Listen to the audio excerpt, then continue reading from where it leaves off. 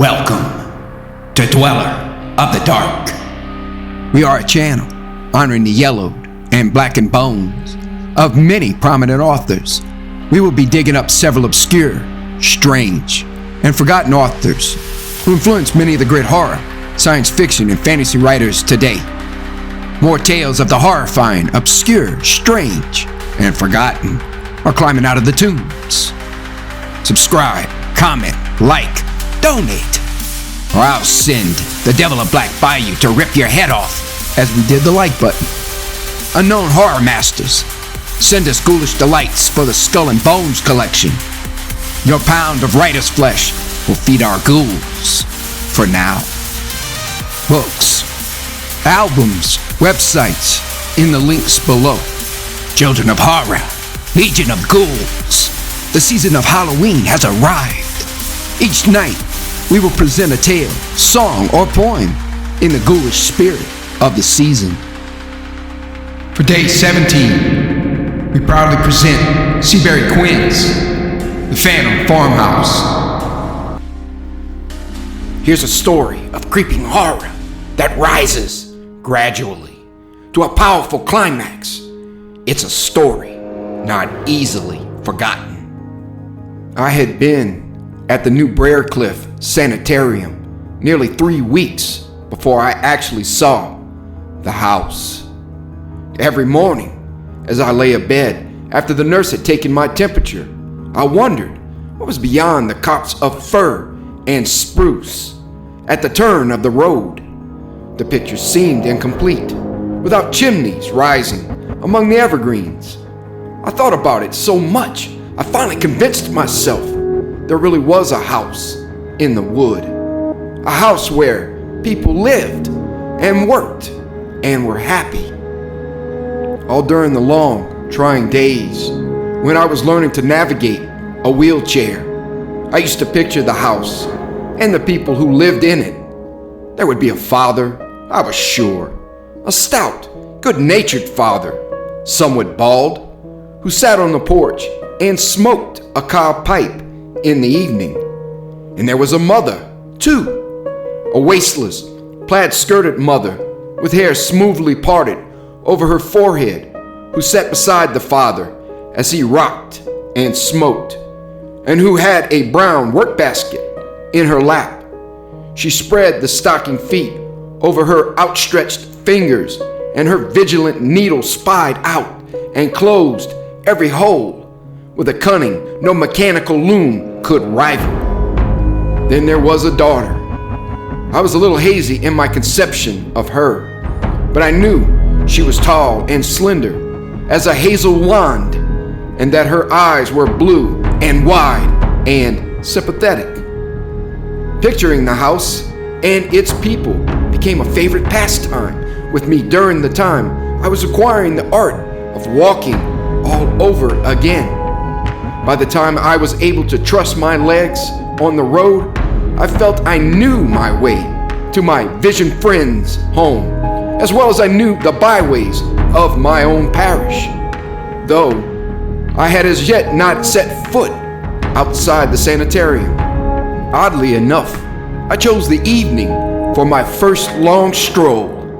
It was unusually warm for September in Maine, and some of the sturdier of the convalescents had been playing tennis during the afternoon. After dinner, they sat on the veranda, comparing notes on their respective cases of influenza or matching experiences in appendicitis operations.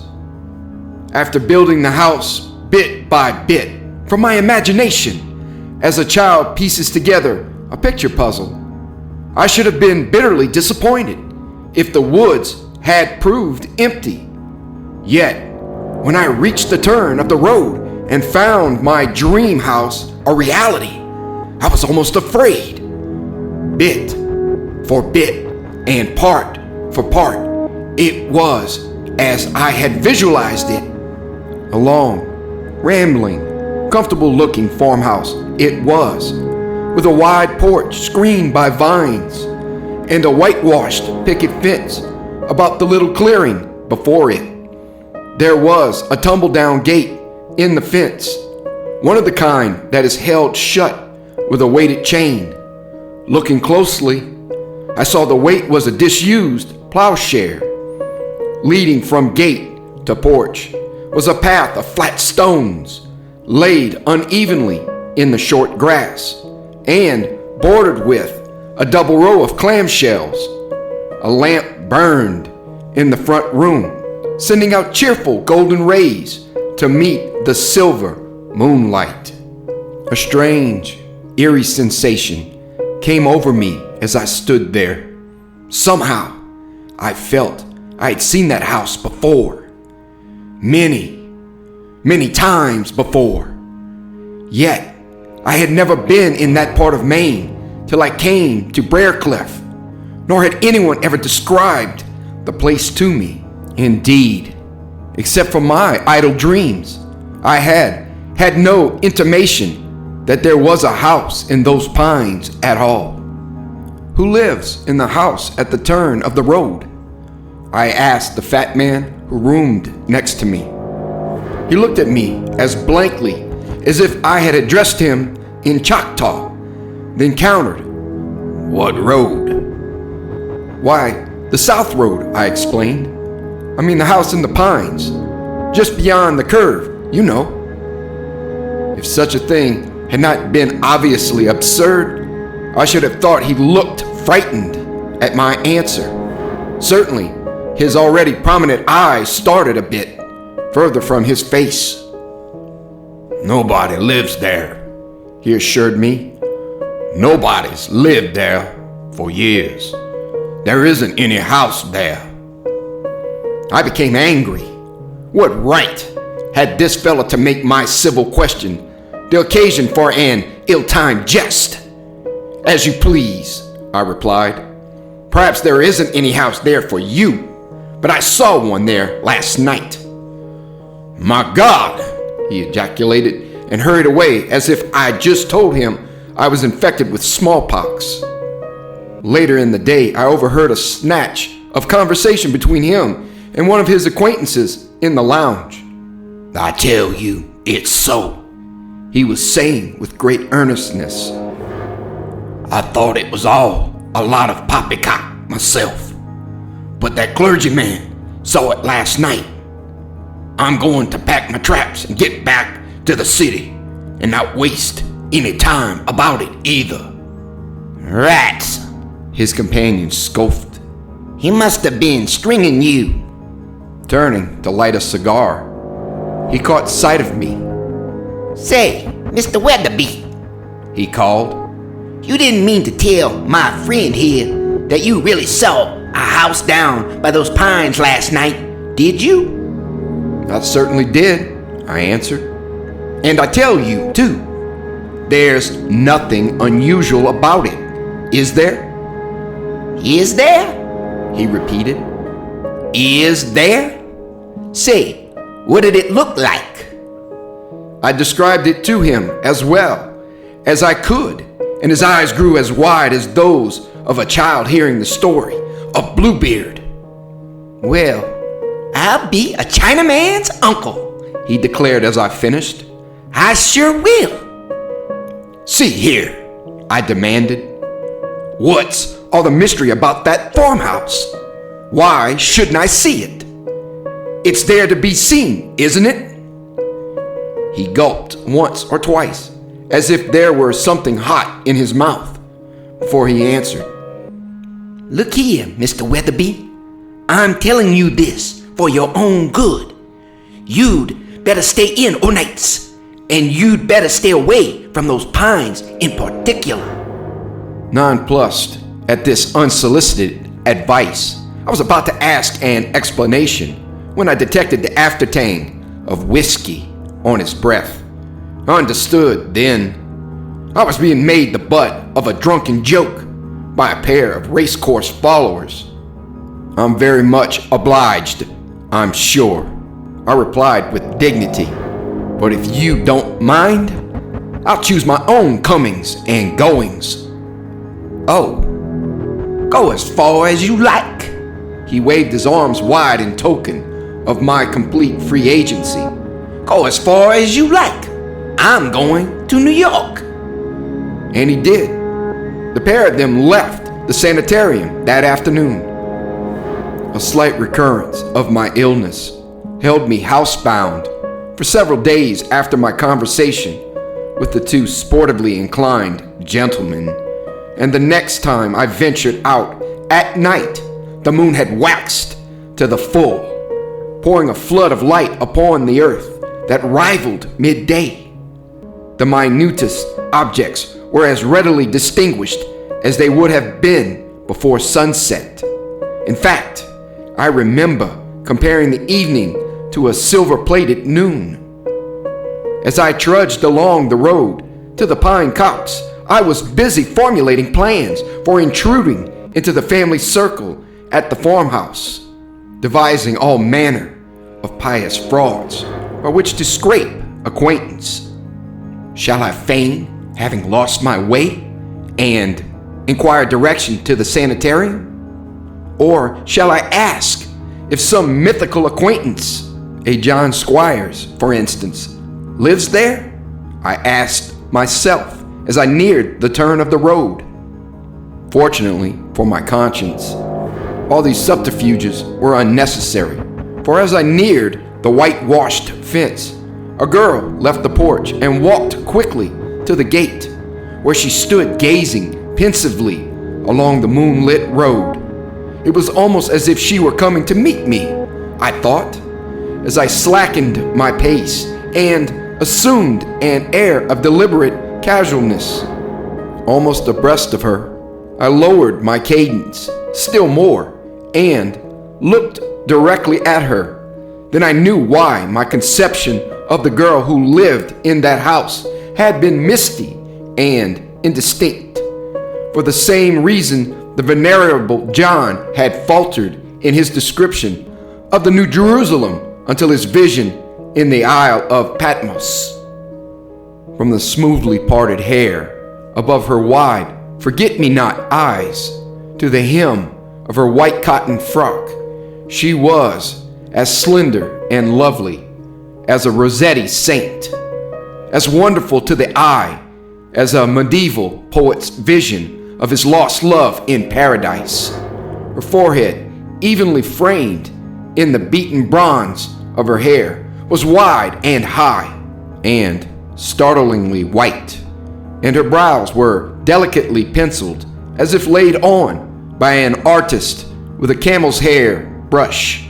The eyes themselves were sweet and clear as forest pools, mirroring the September sky, and lifted a little at the corners, like an oriental's, giving her face a quaint, exotic look in the midst of these Maine woods.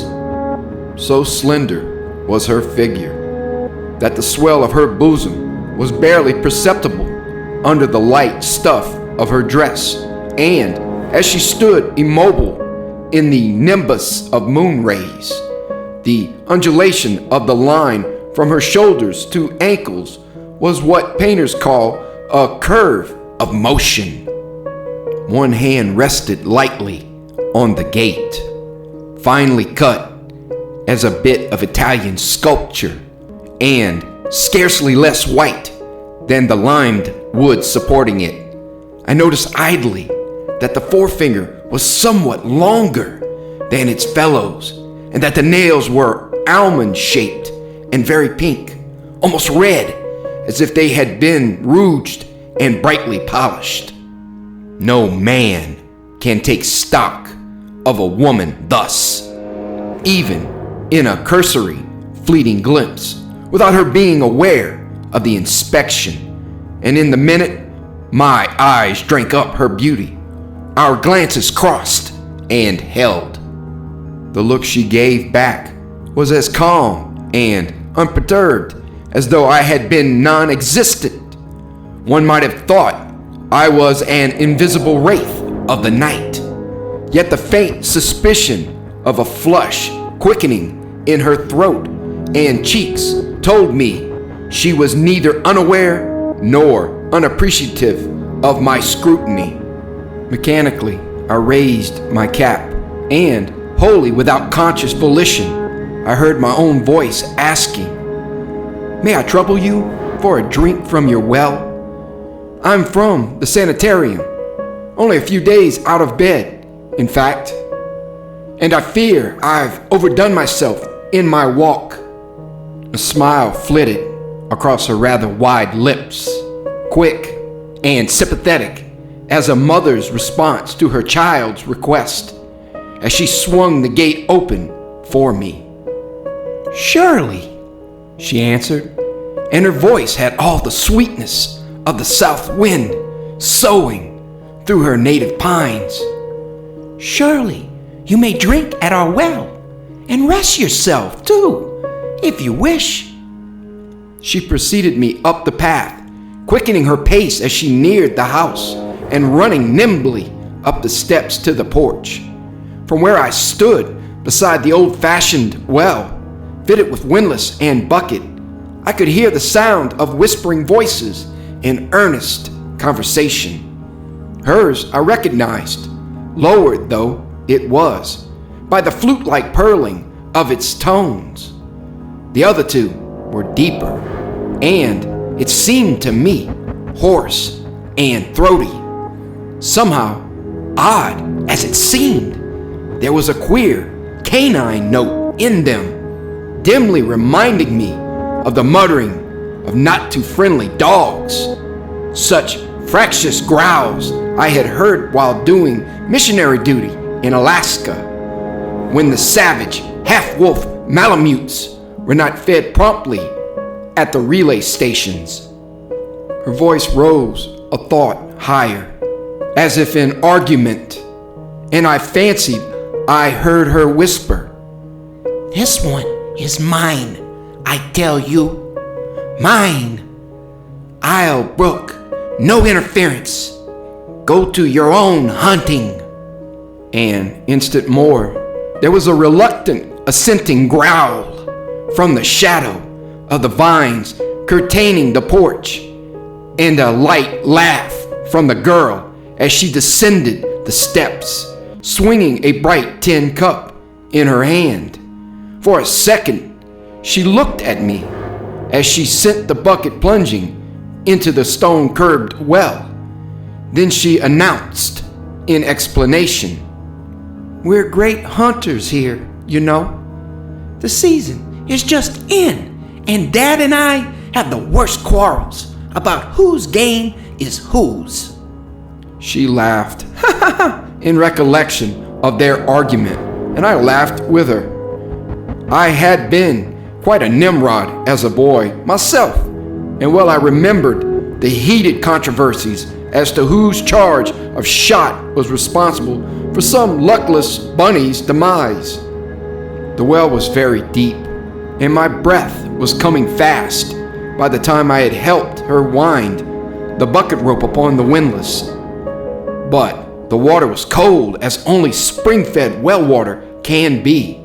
As she poured it from the bucket, it shone almost like foam in the moonlight, and seemed to whisper with a half-human voice instead of gurgling as other water does when poured. I had drunk water in nearly every quarter of the globe, but never such water as that.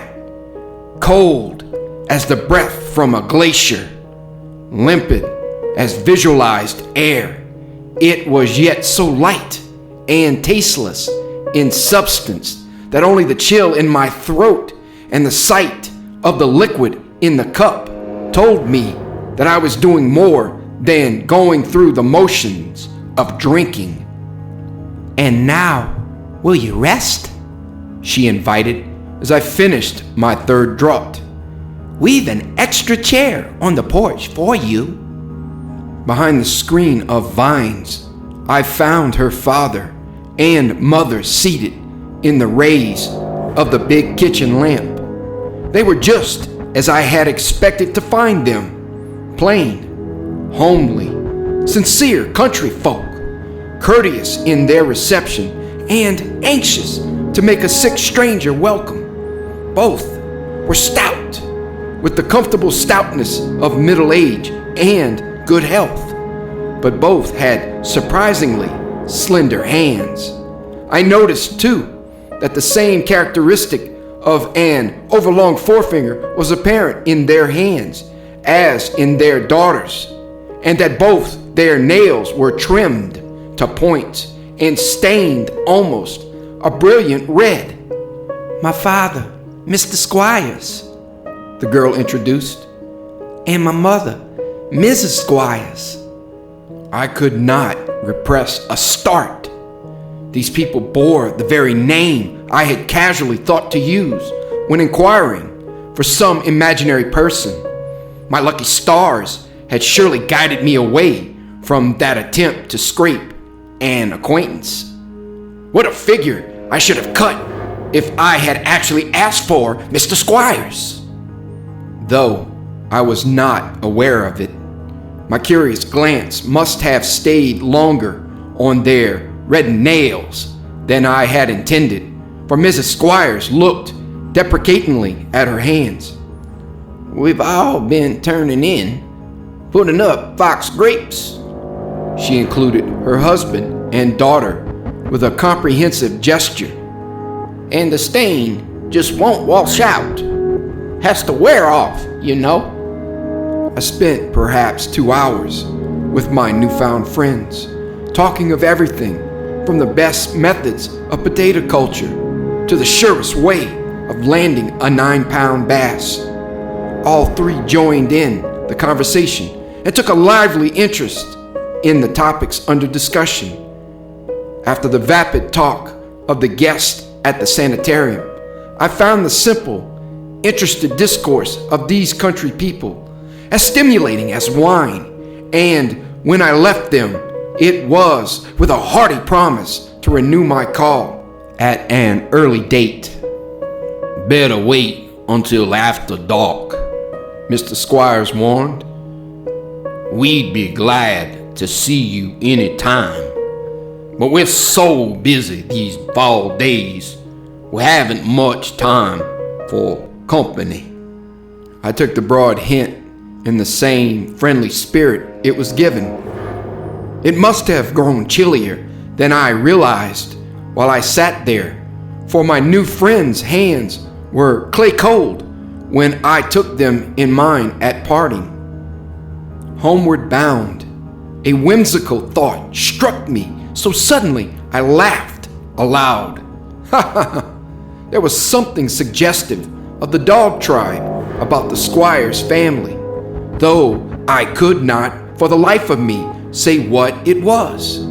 Even Mildred, the daughter, beautiful as she was, with her light eyes, her rather prominent nose, and her somewhat wide mouth, reminded me in some vague way of a lovely silver collie I had owned as a boy. I struck a tassel of dried leaves from a cluster of weeds with my walking stick as I smiled at the fanciful conceit. The legend of the werewolf, those horrible monsters, formed as men, but capable of assuming bestial shape at will and killing and eating their fellows, was as old as mankind's fear of the dark. But no mythology I had ever read contained a reference to dog people. Strange fancies strike us in the moonlight sometimes. September ripened to October, and the moon, which had been as round and bright as an exchange-worn coin when I first visited the Squire's house, waned as thin as a shaving from a silversmith's lathe. I became a regular caller at the house in the pines. Indeed, I grew to look forward to my nightly visits with those homely folk as a welcome relief from the tediously gay companionship of the over-sophisticated people at the sanitarium. My habit of slipping away shortly after dinner was the cause of considerable comment and no little speculation on the part of my fellow convalescents. some of whom set it down to the eccentricity which, to their minds, was the inevitable concomitant of a minister's vocation, while others were frankly curious. Snatches of conversation I overheard now and then led me to believe that the objective of my strolls was the subject of wagering, and the guarded questions put to me in an effort to solve the mystery became more and more annoying. I had no intention of taking any of them to the farmhouse with me. The squires were my friends. Their cheerful talk and unassuming manners were as delightful a contrast to the atmosphere of the sanitarium as a breath of mountain balsam after the fetid air of a hothouse. But to the city-centered crowd at Briarcliff, they would have been only the objects of less than half-scornful patronage, the source of pitying amusement. It was Miss Leahy who pushed the impudent curiosity further than any of the rest, however. One evening, as I was setting out, she met me at the gate and announced her intention of going with me. You must have found something dreadfully attractive to take you off every evening this way, Mr. Weatherby, she hazarded as she pursed her rather pretty, rouged lips at me and caught step with my walk. We girls really can't let some little country lass take you away from us, you know. We simply can't. I made no reply.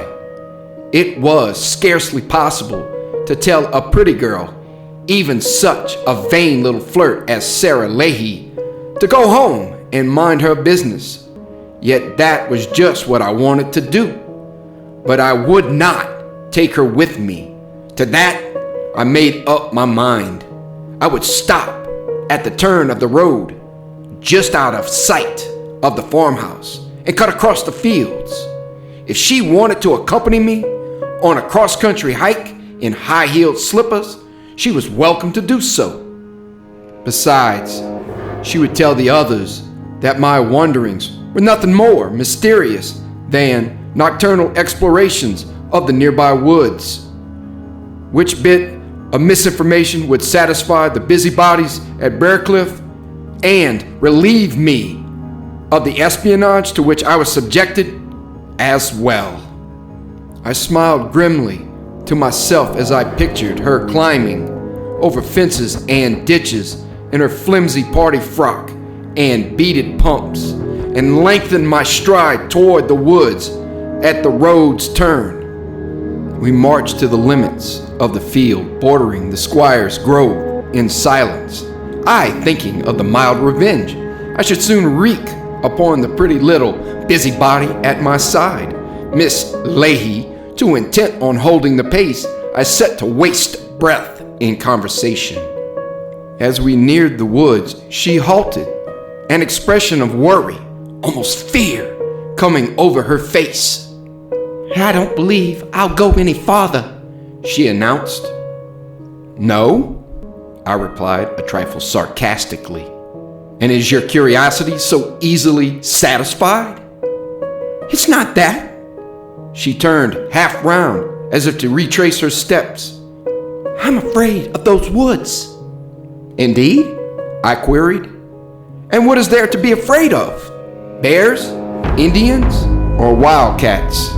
I've been through them several times without seeing anything terrifying. Now she had come this far. I was anxious to take her through the fields and underbrush. No, Miss Leahy answered, a nervous quaver in her voice. I'm not afraid of anything like that, but I don't know what you call it. Pierre told me all about it the other day. Some kind of dreadful thing. Loop, something or other. It's a French word, and I can't remember it. I was puzzled. Pierre Géron was the ancient French-Canadian gardener at the sanitarium, and, like all doddering old men, would talk for hours to anyone who would listen. Also, like all habitants, he was full of the wild folklore his ancestors brought overseas with them generations ago. What did Pierre tell you? I asked. Why, he said that years ago, some terrible people lived in these woods. They had the only house for miles round, and travelers stopped there for the night sometimes. But no stranger was ever seen to leave that place once he went in.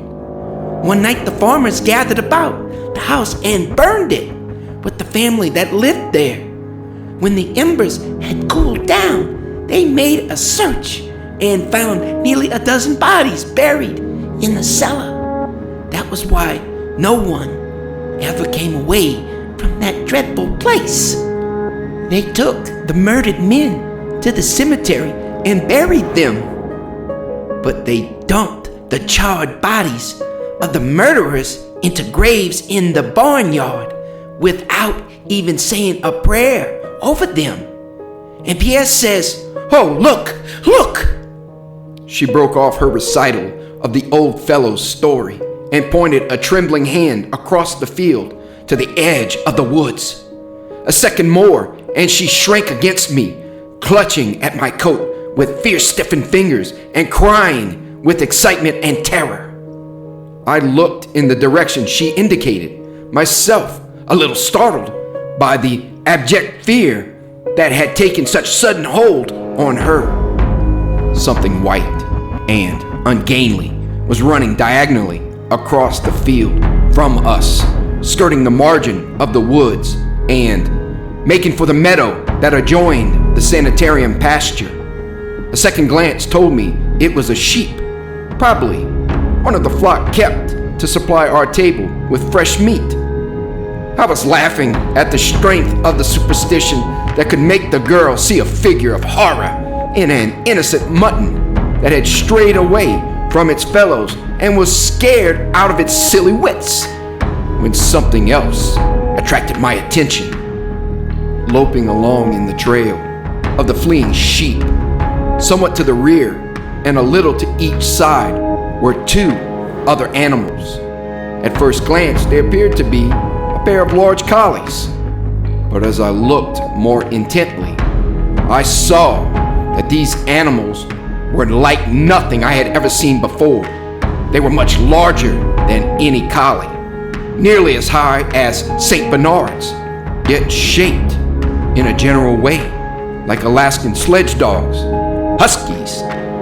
The farther one was considerably the larger of the two and ran with a slight limp, as if one of its hind paws had been injured. As nearly as I could tell, in the indifferent light, they were a rusty brown color, very thick-haired and unkempt in appearance. But the strangest thing about them was the fact that both were tailless, which gave them a terrifyingly grotesque look. As they ran, a third form, similar to the other two in shape, but smaller, slender as a greyhound, with much lighter hued fur, broke from the thicket of short brush edging the wood and took up the chase, emitting a series of short, sharp yelps. "Sheep killers," I murmured half to myself. "Odd. I've never seen dogs like that before." "They're not dogs," wailed Miss Leahy against my coat. "They're not dogs. Oh, Mr. Weatherby, let's go away, please. Please take me home." She was rapidly becoming hysterical, and I had a difficult time with her on the trip back. She clung whimpering to me, and I had almost to carry her most of the way. By the time we reached the sanitarium, she was crying bitterly, shivering as if with a chill, and went in without stopping to thank me for my assistance. I turned and made for the squire's farm with all possible speed, hoping to get there before the family had gone to bed. But when I arrived, the house was in darkness, and my knock at the door received no answer. As I retraced my steps to the sanitarium, I heard faintly from the fields beyond the woods the shrill, eerie cry of the sheep-killing dogs. A torrent of rain held us marooned the next day, Miss Leahy was confined to her room, with a nurse in constant attendance and the house doctor making hourly calls. She was on the verge of a nervous collapse, he told me, crying with a persistence that bordered on hysteria and responding to treatment very slowly. An impromptu dance was organized in the Great Hall and half a dozen bridge tables set up in the library. But as I was skilled in neither of these rainy day diversions, I put on a waterproof and patrolled the veranda for exercise. On my third or fourth trip around the house, I ran into old Gérant shuffling across the porch, wagging his head and muttering portentously to himself. "See here, Pierre," I accosted him. "What sort of nonsense have you been telling Miss Leahy about those pine woods down the south road?" The old fellow regarded me unwinkingly with his beady eyes, wrinkling his age-yellowed forehead for all the world like an elderly baboon inspecting a new sort of edible. "Monsieur goes out alone much at nights, n'est-ce pas?" he asked at length. "Yes, Monsieur goes out alone much at night," I echoed.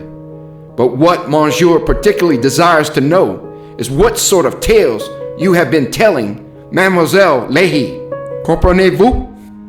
The network of wrinkles about his lips multiplied as he smiled enigmatically, regarding me askance from the corners of his eyes.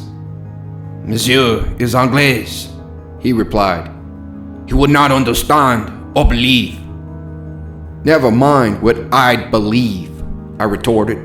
"What is this story about murder and robbery being committed in those woods? Who were the murderers, and where did they live?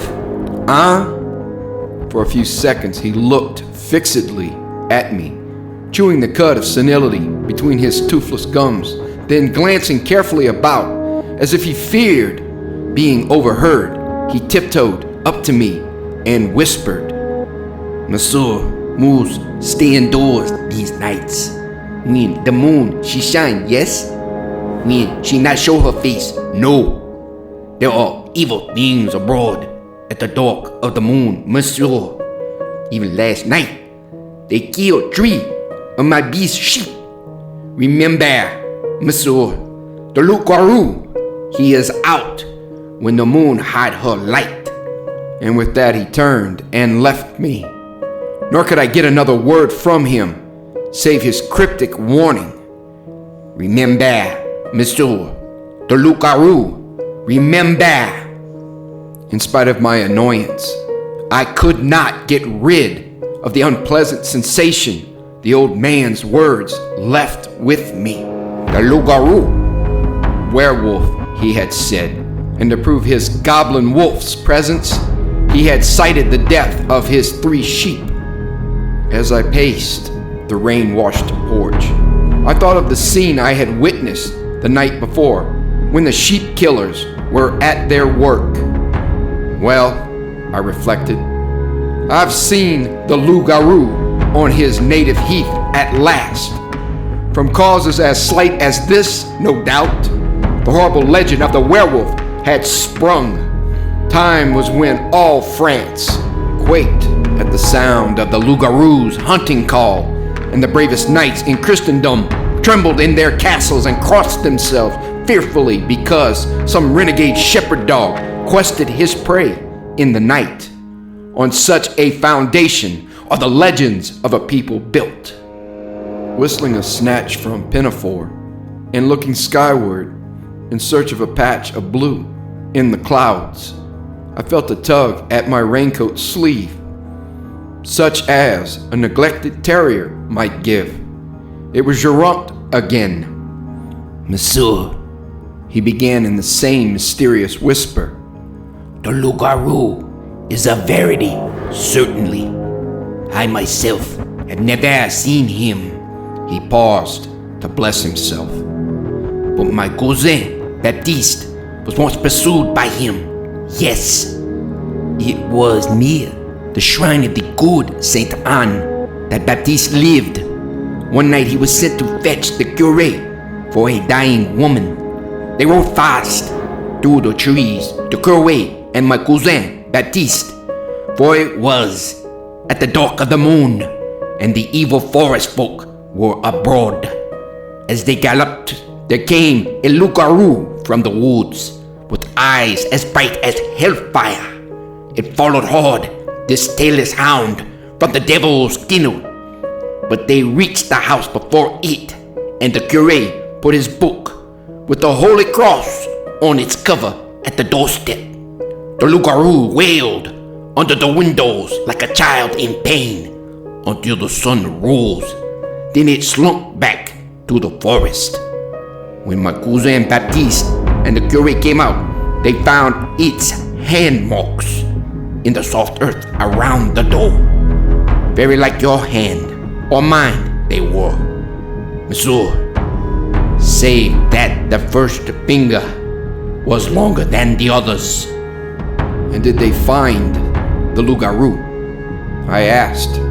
Something of the old man's earnestness communicated to me.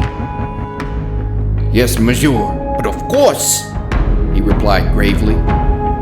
3 weeks before a stranger drowned in the river had been buried without the office of the church. When they opened his grave, they found his fingernails as red as blood and sharp. Then they knew.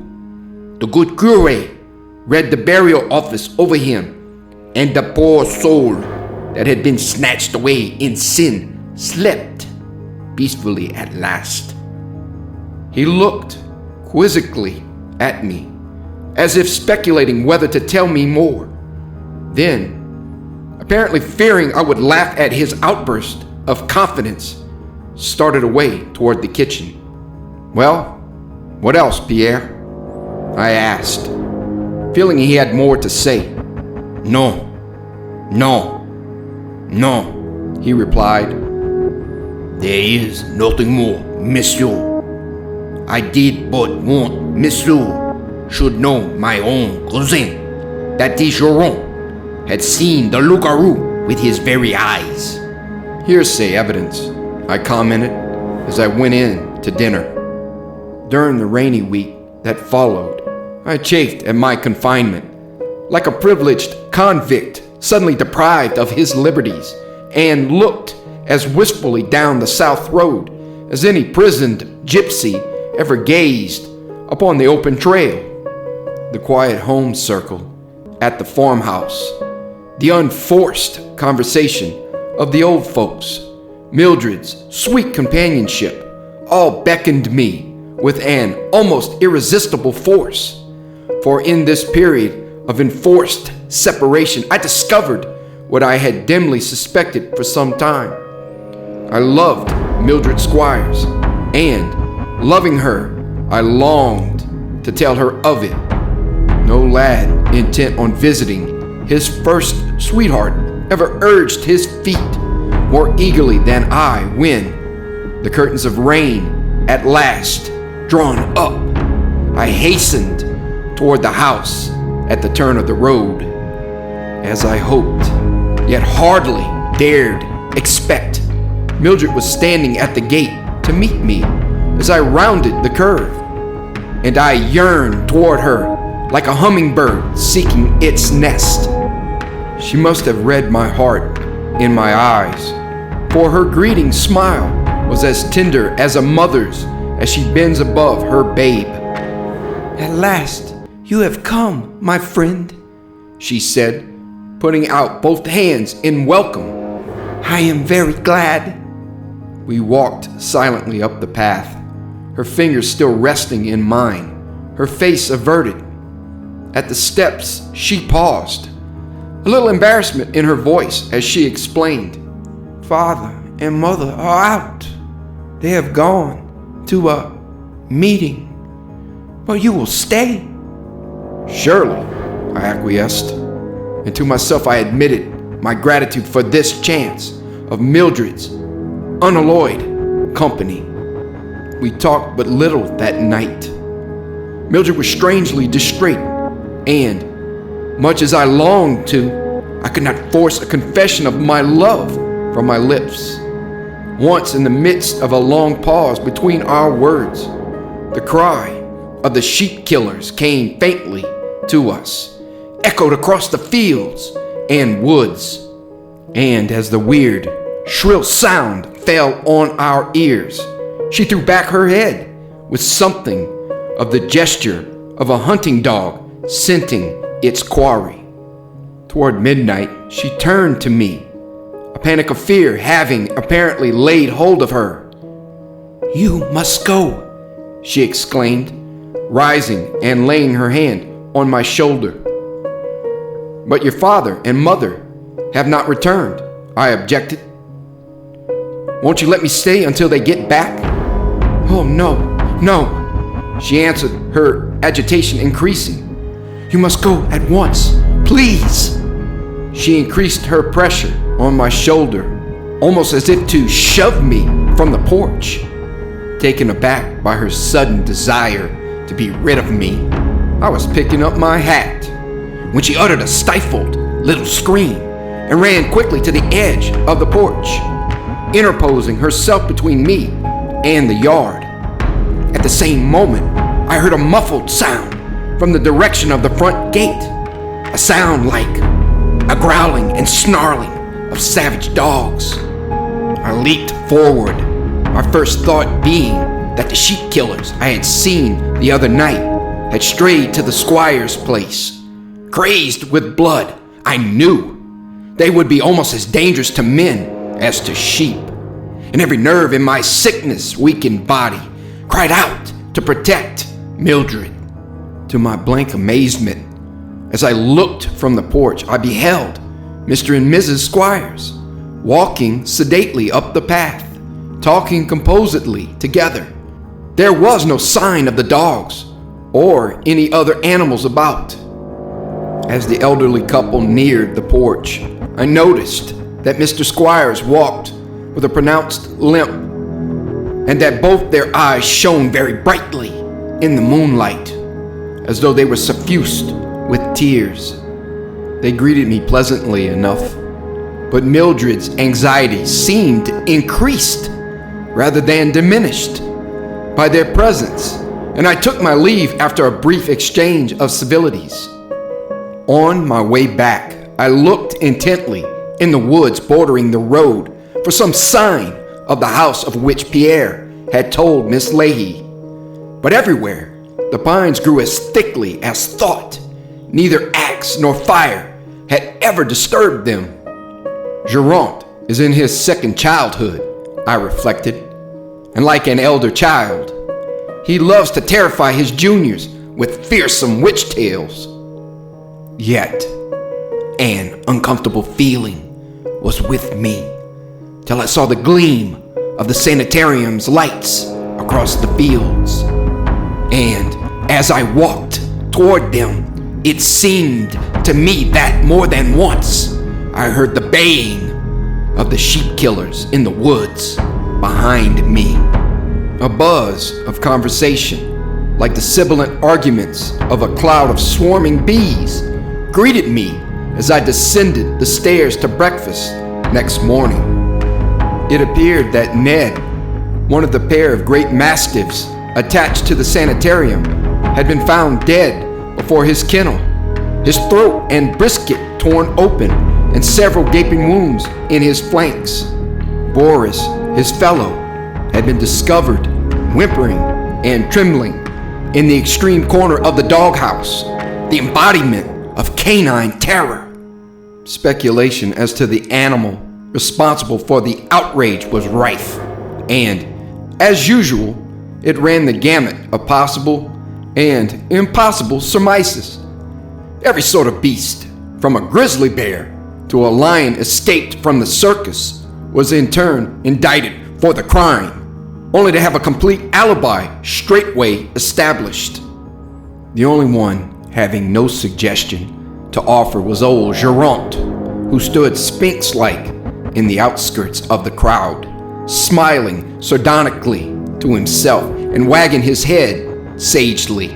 As he caught sight of me, he nodded sapiently, as if to include me in the joint tenancy to some weighty secret.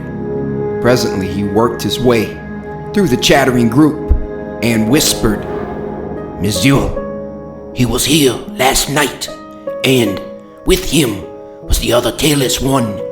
Come and see.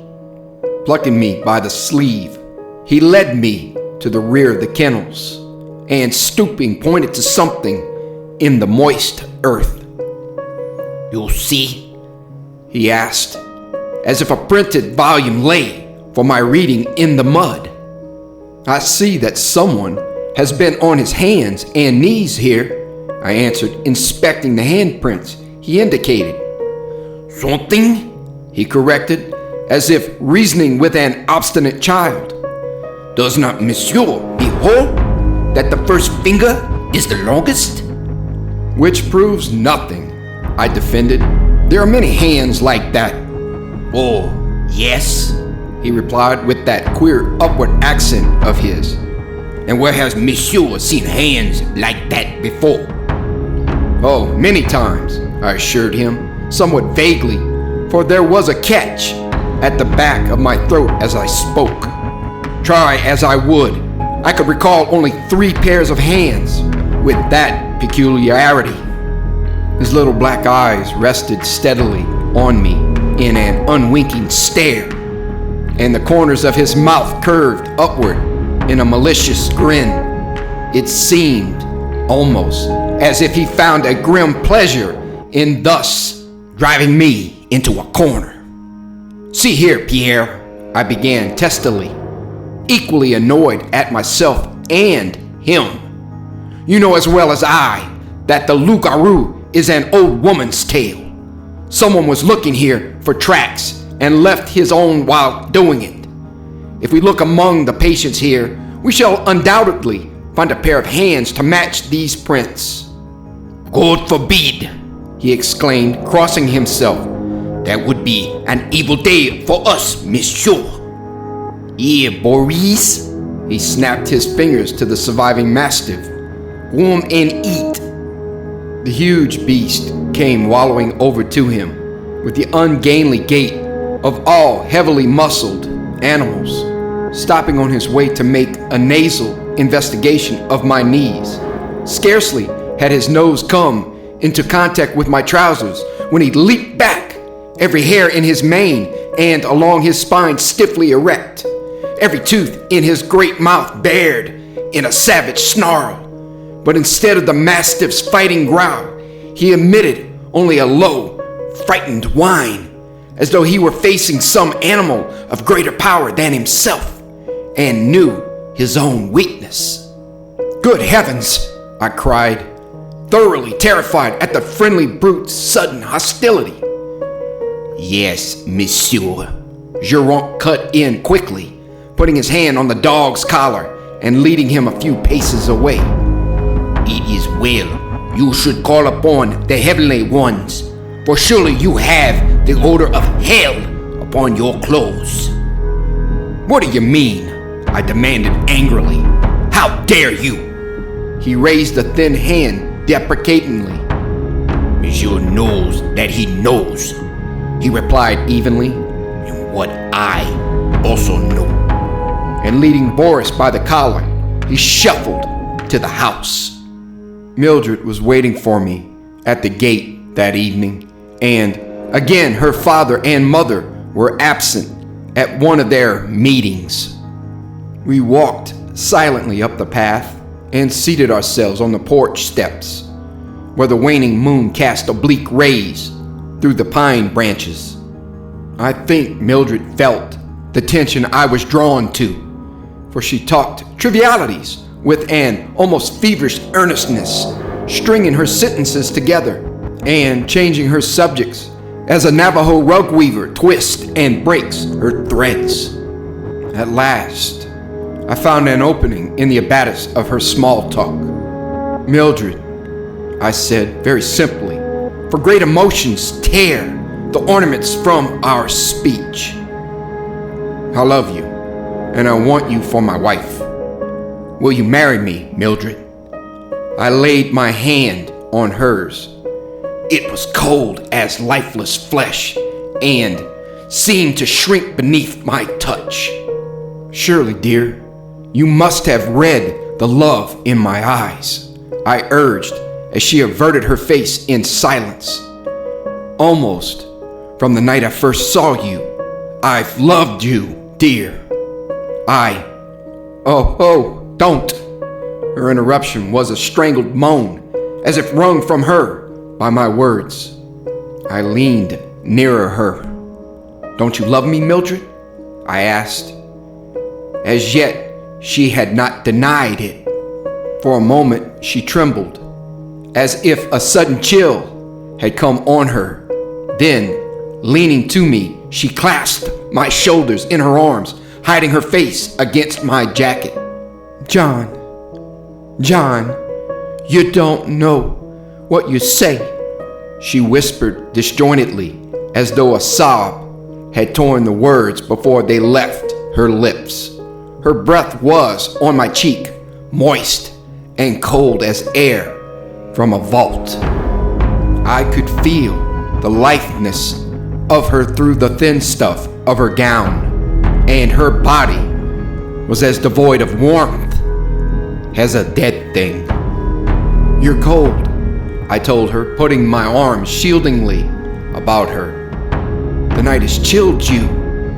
A convulsive sob was her only answer.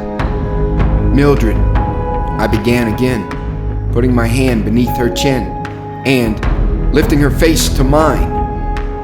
Tell me, dear, what is the matter? I lowered my lips to hers. With a cry that was half scream, half weeping, she thrust me suddenly from her, pressing her hands against my breast and lowering her head until her face was hidden between her outstretched arms. I, too, started back, for in the instant our lips were about to meet, hers had writhed back from her teeth like a dog's when he is about to spring, and a low, harsh noise, almost a growl, had risen in her throat. For God's sake, she whispered hoarsely, agony in every note of her shaking voice. Never do that again! Oh, my dear love, you don't know how near to a horror worse than death you were. Horror? Worse than death? I echoed dully, pressing her cold little hands in mine. What do you mean, Mildred? Loose my hands, she commanded, with a quaint reversion to the speech of our ancestors. And hear me, I do love you. I love you better than life, better than death. I love you so I have overcome something stronger than the walls of the grave for your sake. But John, my very love, this is our last night together. We can never meet again. You must go now and not come back until tomorrow morning. Tomorrow morning? I repeated blankly. What wild talk was this? Heedless of my interruption, she hurried on. Tomorrow morning, just before the sun rises over those trees, you must be here and have your prayer book with you. I listened, speechless, wondering which of us was mad. Why, that corn crib there, she waved a directing hand. You will find 3 mounds. Stand beside them and read the office for the burial of the dead. Come quickly and pause for nothing on the way. Look back for nothing. Heed no sound from behind you. And for your own safety, come no sooner than to allow yourself the barest time to read your office. Bewildered, I attempted to reason with the mad woman, begged her to explain this folly, but she refused all answer to my fervent queries, nor would she suffer me to touch her. Finally, I rose to go. You will do what I ask? She implored. Certainly not, I answered firmly. John, have pity, she cried, flinging herself to the earth before me and clasping my knee. You say you love me. I only ask this one favor of you, only this. Please, for my sake, for the peace of the dead and the safety of the living, promise you will do this thing for me. Shaken by her abject supplication, I promised, though I felt myself a figure in some grotesque nightmare as I did it. Oh, my love, my precious love, she wept, rising and taking both my hands. At last, I shall have peace, and you shall bring it to me. No, she forbade, as I made to take her in my arms at parting. The most I can give you, dear, is this. She held her icy hands against my lips. It seems so little, dear, but oh, it is so much. Like a drunkard in his cups, I staggered along the south road, my thoughts going wild with the strangeness of the play I had just acted. Across the clearing came the howls of the sheep killers, a sound I had grown used to of late. But tonight, there was a deeper, fiercer timbre in their bay, a note that boded ill for man as well as beast. Louder and louder it swelled. It was rising from the field itself, now drawing nearer and nearer the road. I turned and looked. The great beast I had seen pursuing the luckless sheep the other night were galloping toward me. A cold finger seemed traced down my spine. The scalp crept and tingled beneath my cap. There was no other object of their quest in sight. I was their elected prey. My first thought was to turn and run, but a second's reasoning told me this was worse than useless. Weakened with long illness, with an uphill road to the nearest shelter, I should soon be run down. No friendly tree offered asylum.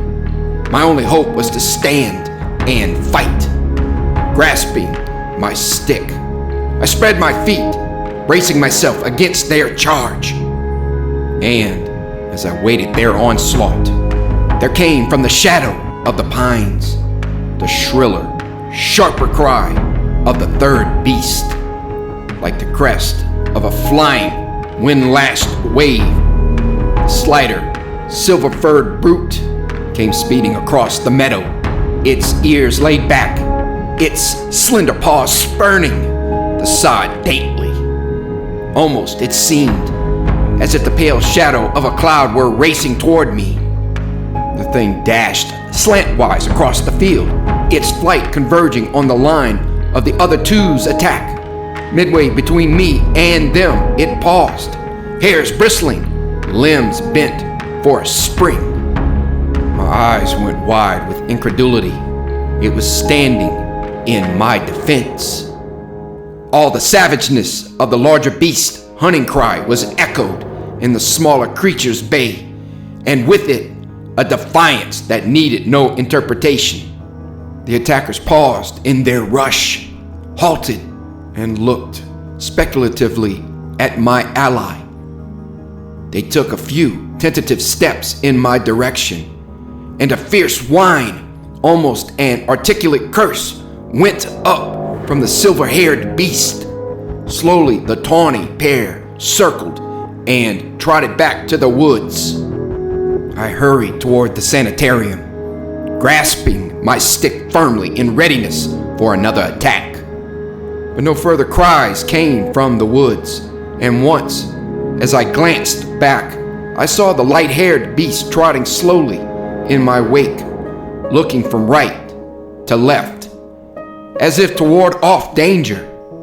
Half an hour later, I looked from my window toward the house in the pines. Far down the south road, its muzzle pointed to the moon.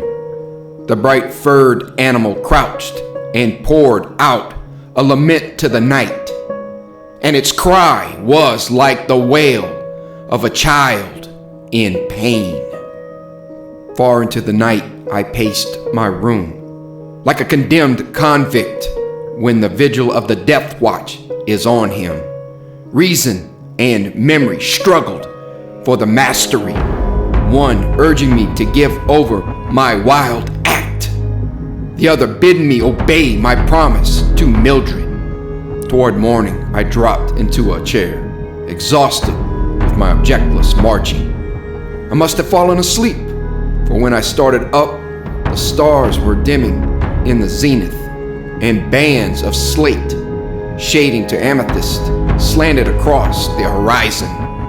A moment I paused, laughing cynically at my fool's errand, then seizing cap and book, I bolted down the stairs and ran through the paling dawn to the house in the pines. There was something ominous and terrifying in the two-tone pastel of the house that morning. Its windows stared at me with blank malevolence, like the half-closed eyes of one stricken dead in mortal sin. The little patches of hoarfrost on the lawn were like leprous spots on some unclean thing. From the trees behind the clearing, an owl hooted mournfully, as if to say, "Beware, beware!" And the wind soughing through the black pine boughs echoed the refrain ceaselessly. 3 mounds, sunken and weed-grown, lay in the unkempt thicket behind the corn crib. I paused beside them, throwing off my cap and adjusting my stole hastily. Thumbing the pages to the committal service, I held the book close, that I might see the print through the morning shadows, and commenced. I know that my Redeemer liveth. Almost beside me, under the branches of the pines, there rose such a chorus of howls and yelps, I nearly dropped my book. Like all the hounds in the kennels of hell, the she-killers clamored at me, raging fear and mortal hatred in their cries. Through the bestial cadences, too, there seemed to run a human note, the sound of voices heard before beneath these very trees, deep and throaty and raging mad. 2 of the voices came to me, and like the tremolo of a violin lightly played in an orchestra of brass, the shriller cry of a third beast sounded. As the infernal hubbub rose at my back, I half turned to fly. Next instant, I grasped my book more firmly and resumed my office.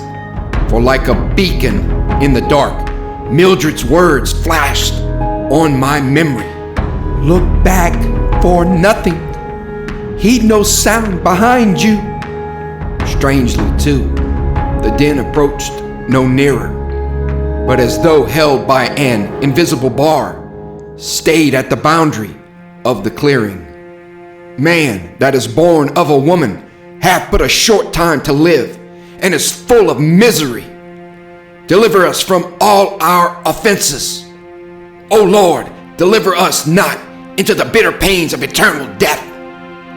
And to such an accompaniment, surely as no priest ever before chanted the office, I pressed through the brief service to the final Amen. Tiny drops of moisture stood out on my forehead. My breath struggled in my throat as I gasped out the last word. My nerves were frayed to shreds, and my strength nearly gone as I let fall my book and turned upon the beast among the trees. They were gone. Abruptly, as it had begun, their clamor stopped, and only the rotting pine needles, lightly gilded by the morning sun, met my gaze.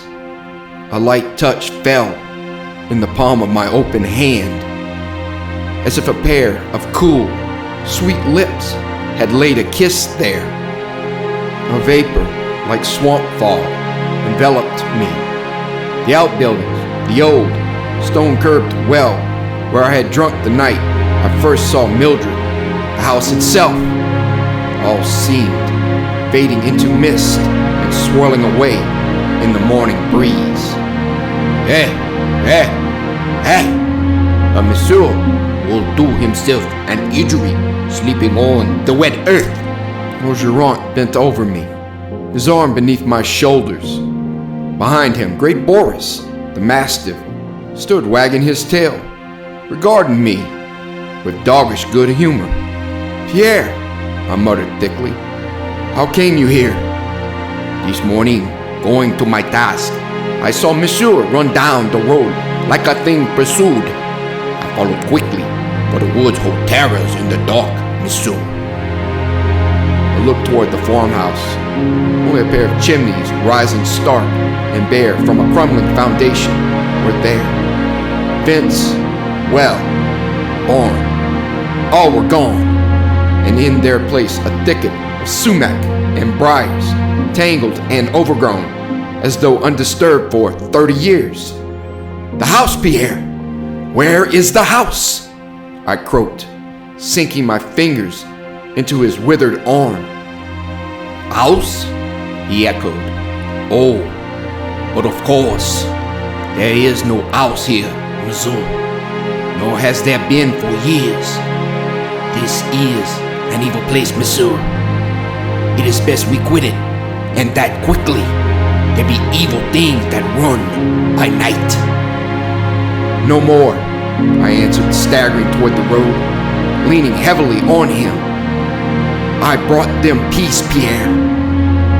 He looked dubiously at the English prayer book I held. A Protestant clergyman is a thing of doubtful usefulness to the Orthodox French Canadian. Something of the heartsick misery in my face must have touched his kind old heart, for at last he relented, shaking his head pityingly and patting my shoulder gently as one would soothe a sorrowing child. Perhaps, Monsieur, he conceded. Perhaps. Who shall say no? Love and sorrow are the purchase price of peace.